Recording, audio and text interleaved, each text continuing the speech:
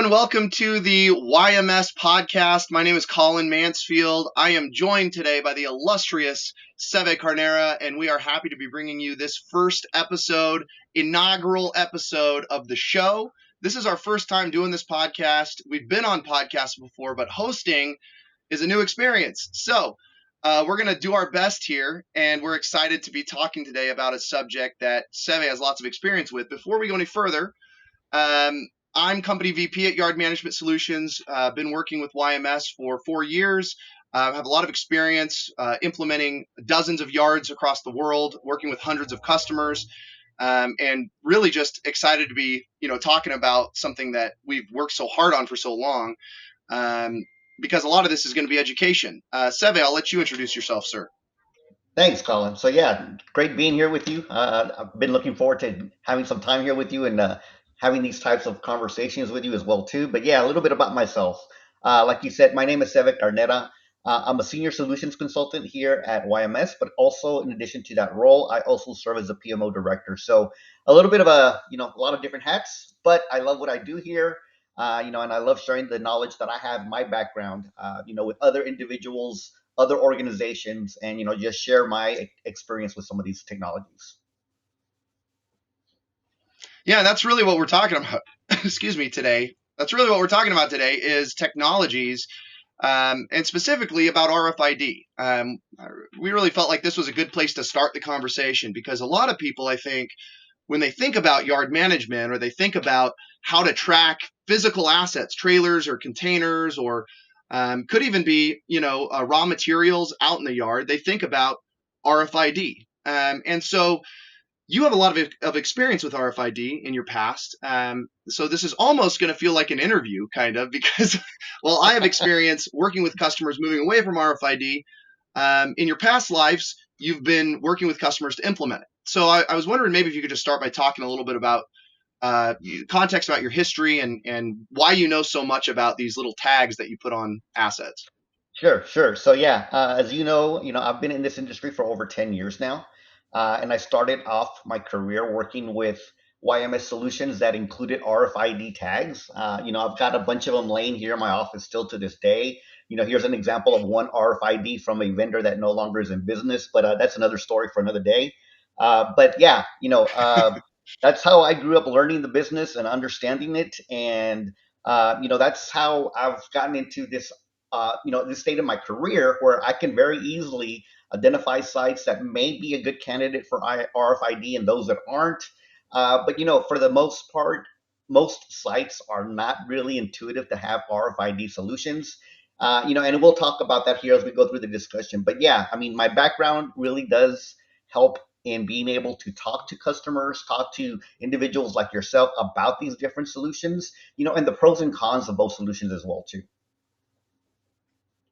Yeah, we talk a lot about, education in the supply chain. And I feel like all I've done since coming into the logistics industry to supply chain is learning, right? It's just Mhm. constant learning. I always joke that, you're never going to hit your peak because there's always people spend 20, 30 years working in one corner, never knowing that another corner exists. And so I think when it comes to education, we're getting a lot of that, just naturally through the internet. People are able to search things a lot easier and find out information for themselves.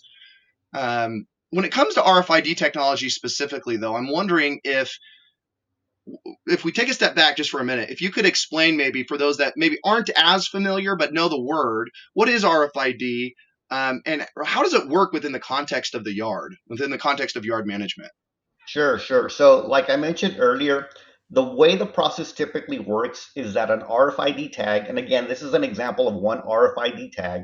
All it is a little piece of aluminum that's inside of it. It's got a little antenna that is basically waiting for a signal to get to that RFID tag, excite it, and say, "Hey, I'm here, I'm here." Basically, it's screaming at the RFID antenna, screaming, "I'm here, I'm here." So the way the solutions work with RFID is they take these tags, they'll place these on the nose of the trailer at the arrival process.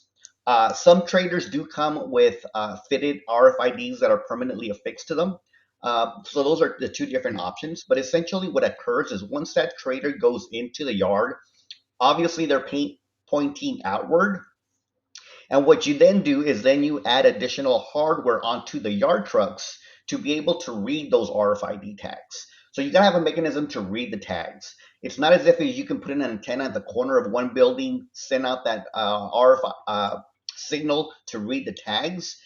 The way the process works is those yard trucks need to pass in front of those trailers, see those RFID tags, and then in conjunction with the GPS location of that yard truck is how those combination of those two pieces of data identify where that trailer is in the yard. Now, prior to that, you got to back up a little bit because you do have to geocode the yard. You've got to understand where each of those parking spots is in the yard, as well as where the dock doors are as well too. So once you have that information, that combination of that yard truck driving in front of that trailer with that RFID tag, as well as that RFID, those two pieces of data then identify where that trailer is supposed to be parked within the yard. That is the concept. That's the idea. It's supposed to technically remove doing yard checks. But again, my past experience shows me that a lot of those types of things are not necessarily 100% correct from a standpoint of they're that effective. But essentially, that is how that works. Is basically a combination of tag being read by hardware on a yard truck, and those two combinations of data is tells you where is that piece of equipment is in the yard. That's a great rundown. I think about the goal with a lot of yard management systems, and when I'm talking to companies, whether it's in a sales capacity or oftentimes just in passing at trade shows, sitting down at lunch, just saying, "Hey, what do you guys do?" The question that often gets asked, or maybe the idea that gets discovered, is, in the yard, really, a lot of folks just want visibility, right? They want to know where their assets are. And they want to know the specific location because a general location, isn't good enough. A lot of times right now they have a general location because they're doing yard checks and they know, those are only stay good for X amount of time. Then we got to do another one. So they have some idea of where assets are. Um, Other yards maybe are doing so many yard checks every day and they don't even trust them, right? So the idea of, hey, all you got to do is put a sensor on every trailer and then you're going to know where they are. It's very appealing, right? It can sound very appealing. Um, and to that point, I think there are some advantages with RFID, and I think we'd be silly to disregard those. I'm Sure. curious, just because you have so much experience in selling them and in pumping them up, what are some of the real advantages that RFID brings to the table as people are looking at comparing different systems, comparing different technologies? What are some of the advantages? Yeah, sure. So, I spoke a little bit earlier about permanent traders or traders with permanent RFID tags on the nose of them. That does help expedite, for example, an arrival or departure process in where you can put antennas Mm, at the gate that can read those tags, and then you can easily identify what that trailer is at that point because it reads the tag. That tag is then associated with that trailer number, scat code of that piece of equipment. You can also include other additional information about that trailer. For example, is it a dry trailer? Is it a 53-foot dry trailer? What kind of doors does it have? Does it have swing doors? Does it have roll up doors? Things of that nature. So that does help in that aspect from an arrival and departure process. But there are, as we know, other solutions you can use to do that as well too. The second reason, obviously, is to your point, is to identify where that piece of equipment is in the yard. Now, the challenges with that, though, is that most people's misconception about RFID is that the solution will tell you exactly where that trailer is parked in the yard. The challenge with that is that it's mm, not always 100% accurate. I would guess that more than 9 times out of 10, that trailer is not going to be in that exact location. So if you've got a very large mm. yard with, let's say, 2,000 trailers, a manufacturing plant comes to mind. Usually, manufacturing plants have a lot of trailers on their premise. Then it makes sense because at that point, the yard driver is going to get a good idea of the area of where that trailer is going to be at. So those vendors will tell you, hey, that trader may or may not be in that spot that we told you was at, or it's going to be 3 or 5 spots over to the left, or 3 or 5 spots over to the right, depending on how good their algorithms are and how good they've been with developing their solutions to identify where those traders are at. The challenge is that becomes problematic in that most yards want to know exactly where those traders are at. So if you only have 100 traders in your yard, 200 traders in your yard, 500 traders in your yard. It doesn't really make sense to go through all that expenditure of implementing a solution like that when you're really not going to get the accuracy you need. And then the challenge that I've heard many, many times as well too is that then customers will say, well, what can I do to have that be 100% accurate? What those vendors will tell you is, well, go do a yard check. We have an automated way of doing a yard check through the driver's tablet, just like the non-RFID solutions do as well. So, at that point, you really start questioning yourself as to why you're going to expend so much effort, time, and money in implementing those types of solutions when, again, it's not going to give you the accuracy that you're expecting as a customer. And trust me, I've had plenty of conversations with post implementations where customers have come back and said, you know what, the RFIDs aren't working. They're not in the correct spot. They're, it may be on the other side of the yard, meaning on the other side of the lane. So there's a lot of different things and factors that implement or that cause those types of conditions at yards, especially when you have yards that may not be laid out a traditional manner where there's straight rows. If you've got angles and you've got metals in the area, those reflections of that RF can go into different areas, causing the system to think that a trader's in another location. So, those are some of the things that when you implement those types of solutions, that you should be made aware of upfront that, hey, we may not be 100% accurate. In addition to that, in addition to that, we will also see where traders are also double or triple stacked on top of each other. We know that's physically not possible unless you're stacking trailers or containers. And that can also cause issues with integration. So if you're trying to integrate with an external system, let's say an SAP or whatever your WMS system may be, and you're trying to send a trader location that needs to have that trader location in that WMS system, and you ask, hey, what's in spot 25? And in spot 25, because of the system, happens to show you 3 traders stacked in that one location, it sends you all 3 traders, and the system says, hold on a second. That's not the way this works. There can only be 1 trader per location. So why are you sending me 3? So those are just some of the things that I've seen and experienced in the past with customers not truly understanding how RFID works, the benefits of it, and then obviously some of the drawbacks to it as well too. Because there are some cons towards that as well too. You mentioned something that I thought was very apt, and it was actually quite a statement, which is that you said 9 times out of 10 those trailers or those assets with the RFID tags may not be in the right spot, right? And now it could just be 2 or 3 spots over to the left or 2 or 3 to the right, but it's nevertheless not in the correct spot. So for companies that are saying we want 100% accuracy, really, if the ask is 100% accuracy and you're telling me that the actual result is a 90% inaccuracy rate, that's a pretty big gap of expectations from the customer to the solutions provider. I can see how that would be potentially very frustrating for a customer if they walk in eyes closed thinking, oh, this is just going to solve all my problems. You spoke to the advantages, you spoke to some of the disadvantages as well. Now you have, and you and I both have worked with a lot of different vendors. We've worked with a lot of different solutions providers, and there's some great ones out there, obviously, for all kinds of technology.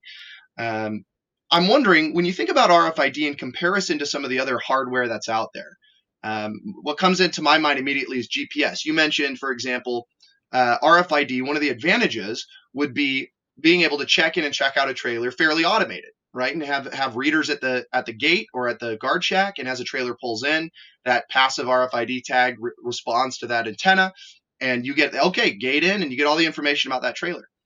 I was actually training a customer earlier today where they have their fleet of owned vehicles, delivery trucks in this case, have GPS sensors on them, and so they're getting that same level of visibility with when those assets come in or out of that geofence around their facility. So I'm curious, when you think about in comparison, and again, for the folks listening here, this is not meant to be a big RFID bash fest. In fact, I really do think there are some advantages when it comes to that check-in and check-out, like you mentioned. But when you think about comparing RFID to some of the other solutions out there, how do you think it stacks up? Yeah, the biggest thing that I usually tell customers, Colin, and you know this as well too, the biggest and most impactful move of a trader once it enters a facility is that first move. because you're telling a driver, hey, Mm, I'd like for you to go park and spot 25 in section 28 and drop that trailer in that spot. Now we all know drivers, and I get it. They're tired. They just want to go find an easy place to find and drop that trailer and get the heck out of there. And I get that. So it's always that first move that's always so critical, because after that, it's typically the yard drivers moving those trailers in and out of dock doors back to the parking spots, etc. So that does make that a lot easier to manage versus that first move. But to your point, you're absolutely right. I think the industry is going to go towards more of GPS model, because those devices have mm, become very, very accurate, especially here over the past few years. I've tested them myself, and they can get you down to a foot area of where that actual unit is at. You and I know that we've mm. worked with some other partners of ours as well too. That it's very important for them to understand exactly where that trailer is located. If you're especially if you're using some hardware such as autonomous trucks, you've got to make sure you pick up that trailer at the right position. And that has helped the industry as Yeah. well too, because they're using GPS to do that exact same function of identifying exactly where that trailer is at any given point in time. I really think that at some point here, RFID has been around on yard management systems for over 10 years now. There's plenty of providers out there that have been doing this for that long. I really think that next step is not going to be BLE. It's not going to be active tags. It's not going to be anything of that sort. It's going to be GPS tags that will help you identify that first location of that trailer. And if the carriers already have those units in their truck, even more powerful opportunities for us to be able to take advantage of that to identify those locations of those trailers. But like I mentioned, that first initial move into the yard is the most critical, because you're really leaving that up to the over the road driver, and they're dropping that trailers. They may or may not drop it in the correct position. And if they don't, that's where that GPS unit would come very helpful, in that you can then get those geo coordinates from that particular unit and identify where it's currently located at, and then the process runs smoothly from there forward. That's a really good point. That's a really, really good point. Hot take from Seve here. We're getting the first of its kind hot take about what's next. And that was going to be one of my questions, was what's the future? And I think you outlined that well, which is, you know, unfortunately, and we see this with a lot of technology, especially when it comes to hardware. Hardware comes and goes. It feels like every other smartphone we get has a new version of Wi-Fi on it, right? Wi-Fi 6, Wi-Fi 6E, Yep. all of that. And so technology is never static. It never has been. It never will be. Right. I think it's actually a testament to RFID that it's been around as long as it has and been serving so many sites the way it has. But at a certain point, without changing, without updating, I think yards are going to find themselves in a situation where they're still not getting the visibility they need. In fact, I've talked to customers, clients who have come to us and said, "Hey, I have a YMS. Uh, I don't actually appreciate the level of visibility it's giving me. We used to do everything on pen and paper. We went with a provider that did the RFID tags. And here's the thing: you mentioned this earlier. There's a big upfront, not only an upfront cost, but also a pretty big delay in time as far as getting this implemented. Right? You got to have people that are going to go out there and they're going to essentially draw GPS coordinates around every spot, so that you're able to, when the RFID tag comes in, you're able to identify it's in one of those spots, right? Yep. And so that cost, that's not free. Getting people to come on site, getting people to do all that legwork, not to mention the costs associated with the tags themselves, not to Yep. mention the costs associated with maintenance. And so a lot of times these folks will come and I'll speak to them. Sometimes it's even just people that I'm meeting, like I mentioned earlier, at trade shows or at industry events, and it feels like a sunk cost to them. Where they go, well, we're in too deep now. We Yep. spent all this money. It's not, we're getting that 90% inaccuracy rate that you mentioned, and so we kind of feel stuck. What would you say to companies that feel that way? Obviously, nobody likes to spend more money, but Yep. how would you respond to a company that's thinking that way? Yeah, and that's a great point, Colin, because I've had lots of conversations with opportunities that we've spoken to over the past year. And so, and it's always been a comment, that I I always share with customers, look, I look at myself as a consultant here to help you find the best solution. If you're dead set in looking for an RFID solution because you think that's the best solution for your organization, I will tell you, hey, you're probably a good candidate for that. And these are the providers that I would recommend. Now, if you're not, I'm also going to tell Sure. you, you know what? These are the things that you need to understand if you get into this. We touched a little bit about the accuracy a little bit Mhm. earlier, but to your point, they're very, very expensive solutions to implement. Those solutions Mhm. typically take anywhere from 3 to 6 months to implement, whereas we can put up a site within 6 weeks, no issue. The reason it takes Right. so long is to your point, you've got to have visits to the site to geocode the site. You've got to have vision or visits to the site to install the hardware both at the gate and on the yard trucks. And if you have multiple yard trucks, each one of those has to have that antenna, the wiring, the tablet, et cetera, installed on each of those units.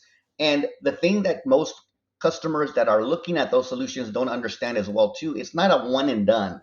You're going to run out of RFID tags. I'll tell you that right now. I've seen many customers that just the RFID never gets removed at the departure process.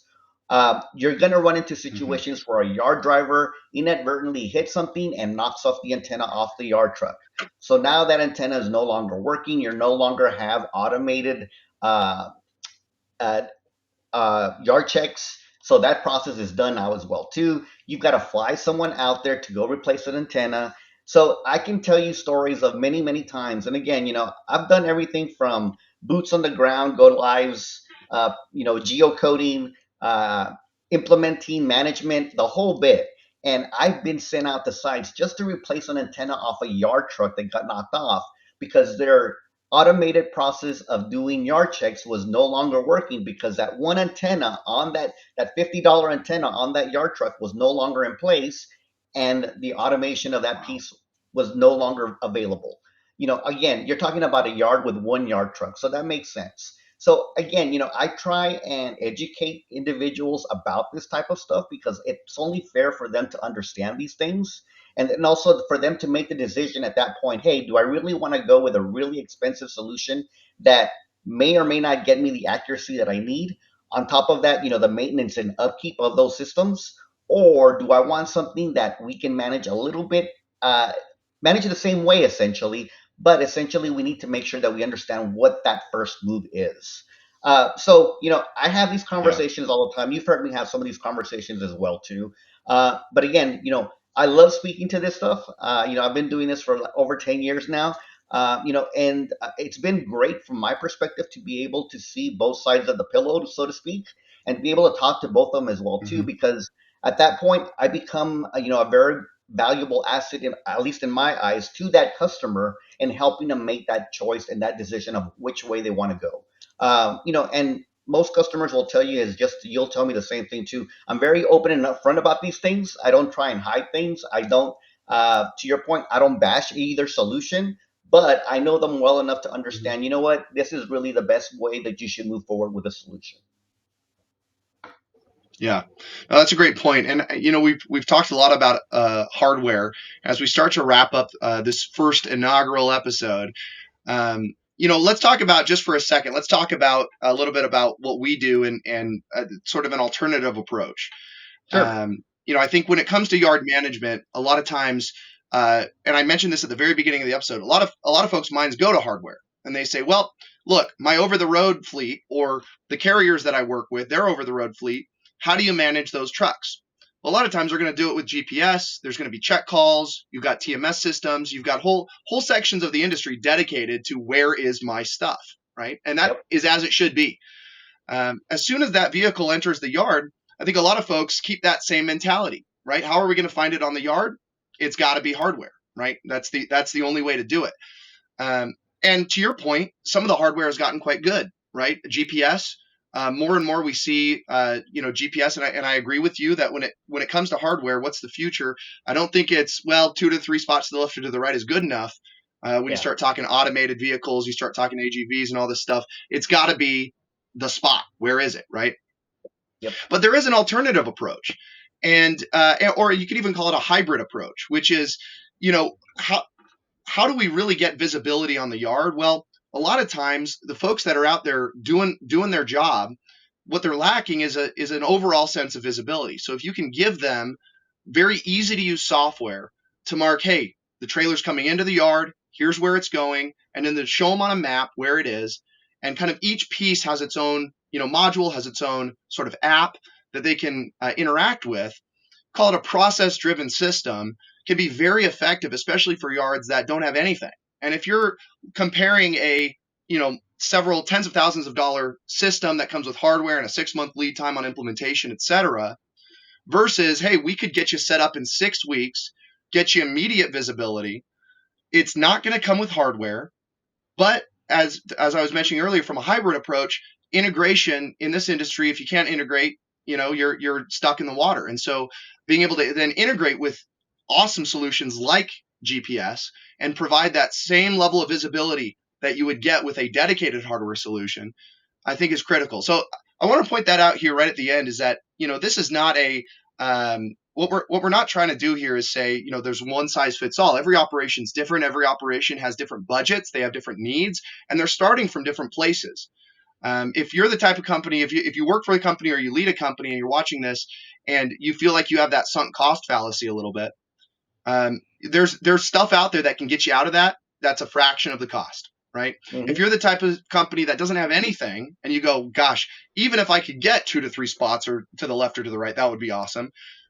I think what we would say to that is, well, you don't have to spend tens of thousands of dollars, $100,000 or more to get that visibility, right? Yeah. It can really come at a very affordable price point. It can be a process-driven solution that then can be iterated upon. You can add hardware to it as you go. So with that, kind of as we wrap up here, the last question that I wanted to ask you here is, when you think about when you think about RFID and you think about the types of companies that you've spoken with that are interested in this, and you lay out all of this, from a consulting perspective, like you were mentioning earlier, you lay out all of the benefits and all of the takeaways. Do you have a recommended approach that businesses should take to making this decision? Obviously, every company is going to be a little bit different. They're going to have different budgets. They're going to have different requirements. But when the rubber really meets the road and it's time to really investigate into solutions, what would you recommend to say, hey, for example, maybe you should ask for some references, things like that. What approach would you recommend companies take in this decision-making process? Yeah, that's a great point, Colin. And you hit the nail on the head with the first one that you mentioned there. For sure, if you're going down that path, ask for references. References will tell you a lot about an organization and their success with those types of technologies. And they should be more than happy to take you out at a site as well too, and have you see the operations in action with those types of solutions. That definitely is part of it. Secondly, how accurate do you really need to know where those pieces of equipment are? Do you need to know within 1 or 2 spots, 1 or 5 spots? You actually know the actual spot. How does that operate? How does that work with your operations? And then lastly, how much money do you have in your budget for this? If you have an extra $20, $30, $40, $50,000 in your budget for hardware and the maintenance of that hardware in your budget, then sure, that would be a good option as well too. But those are the biggest things that I typically would discuss with a customer. Accuracy is important. How big the operation is as well too. What type of operation is it as well too? Is it a manufacturing plant versus a distribution center? Things of that nature, because those two things also make a difference. Are you using autonomous trucks? Are you using regular yard trucks? There's a lot that plays into all of this when you start unraveling that piece of that the onion layer. So there's a lot of questions like that I typically ask customers.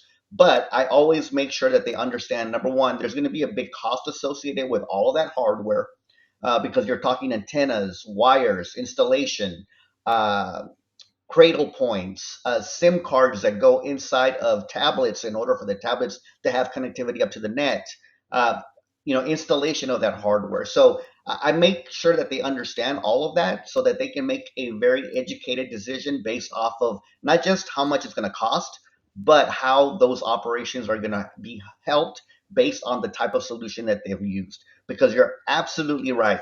There's plenty of room out there for these types of solutions to be worked from a operational standpoint where there's no need for any of that hardware. And again, like you discussed earlier, we love selling our solutions in the manner that we do because, again, we can do it in a manner that we can find an easy way of doing this. And again, not also having those customers expend so much money from a standpoint of setting up a solution to be able to basically identify where a trader is in the yard.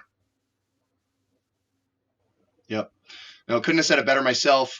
Look, if you're listening to this or watching this, and you're the type of company that's frustrated with radios, your email inboxes are bloated.